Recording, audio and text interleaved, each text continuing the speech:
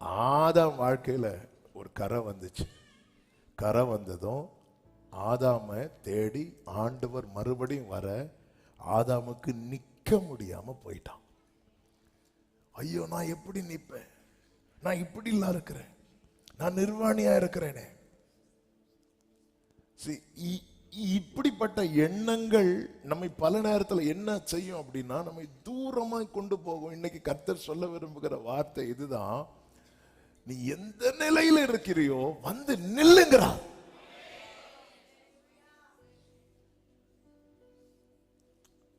உனக்கு வேற சொல்யூஷனே கிடையாது.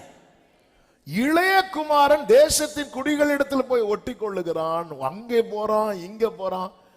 இளைய குமாரனுக்கு சொல்யூஷன் அப்பா கிட்ட மட்டும்தான் இருந்தது. இரத்தத்தால் மீட்கப்பட்ட தெரிந்தெடுக்கப்பட்ட தேவ பிள்ளையே, உனக்கு விடுதலை, உனக்கு சொல்யூஷன் இயேசுவின் இடத்துல மட்டும்தான், வேற எங்கேயும் கிடையாது. ஹல்லேலூயா, ஆமென்.